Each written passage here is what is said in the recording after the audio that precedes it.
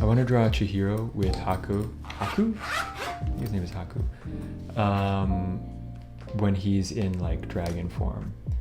Now there's a really cool scene from the movie where Chihiro is kind of standing with Haku behind her, and it's kind of in a 16:9 format, but I thought maybe I could change it up a little bit and do kind of like a more vertical kind of orientation for this one. So I'm just kind of laying in the positioning of the characters here, putting in the kind of broad shapes.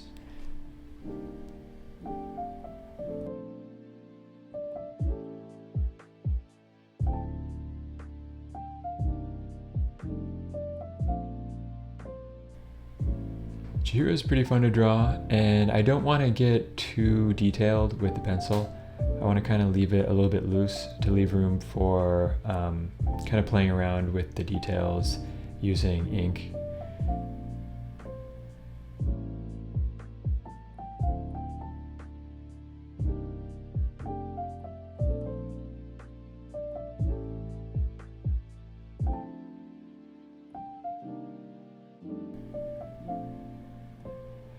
Now here, I really am having fun kind of detailing some of the wrinkles on her shirt, and it has that kind of, those curves that kind of go into each other and overlap.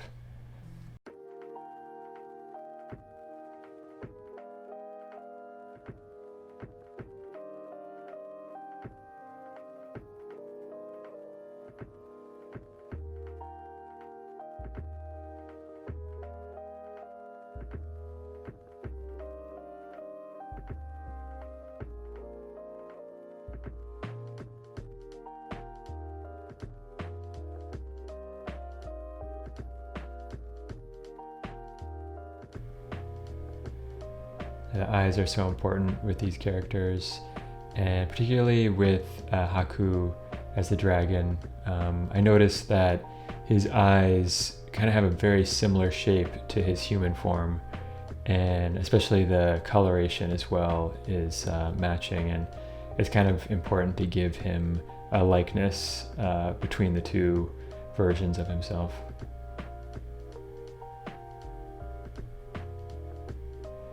So I'm using the Copic multi-liner. It's a brush tip pen, and it's a lot of fun to use. I've been really enjoying using brush pens.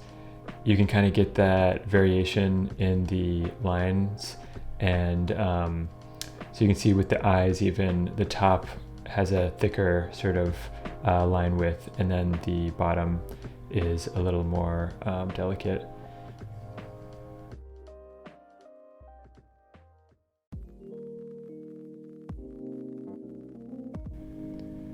The one tricky thing about these pens is they do take some getting used to, and kind of really feeling out the brush and making sure you can kind of control the thickness of the line. It just takes some practice, and I'm still kind of working on that here.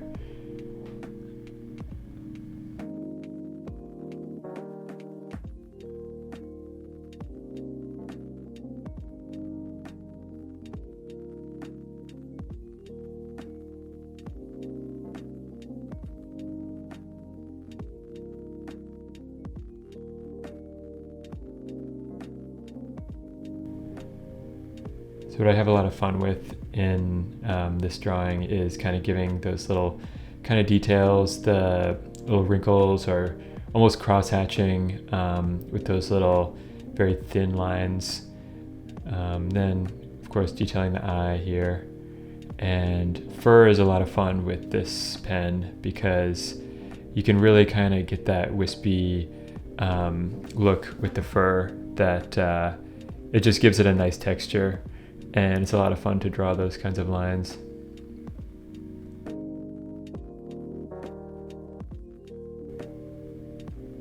In the movie itself, I believe the line width is pretty consistent. They don't do a lot of variation, but I think there's room for kind of experimenting and playing around to see if we can get something that looks interesting as well.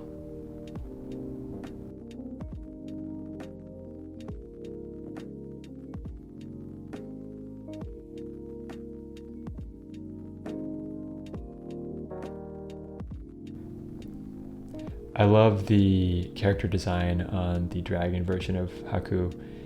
It's such a sort of elegant form with his whole sort of size and the length of his body, and then kind of leading into this wolf-like sort of face with the sort of tentacles that, I don't know, it's just such a cool character design, and it almost looks like a hybrid of maybe 3 different animals.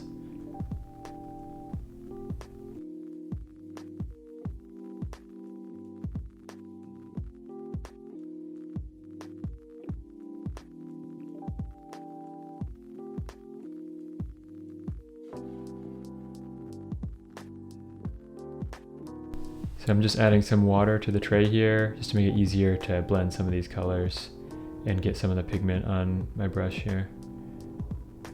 Making a skin tone with some red and yellow, just a tiny bit of blue.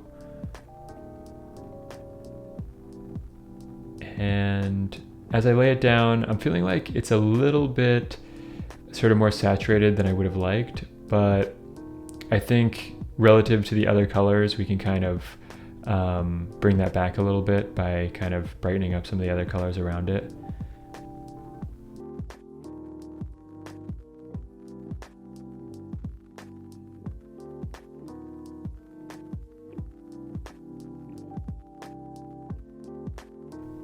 Here I'm just adding in her hair color. It's darker than this in the actual movie, and so I do try and darken it up a little bit, but yeah, with the watercolor, it's kind of tricky to achieve that kind of really darkened look that she has for her hair.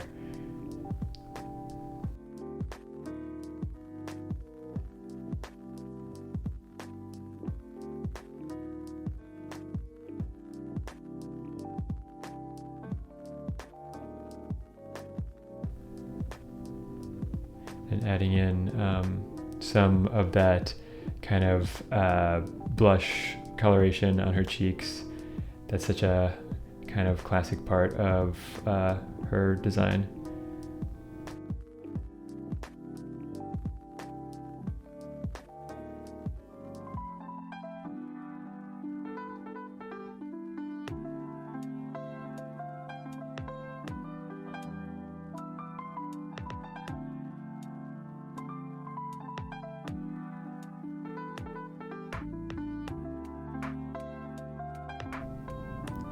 So one of the fun things about working with watercolor is just layering on darker and darker shades of color to kind of give it some dimension.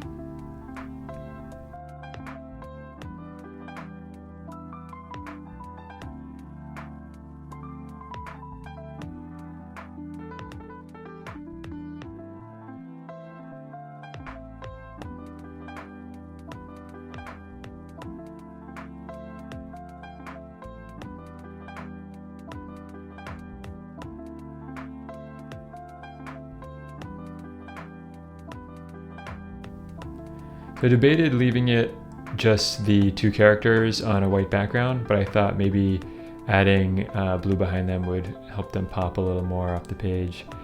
And yeah, so I think it works pretty well to kind of complete the composition.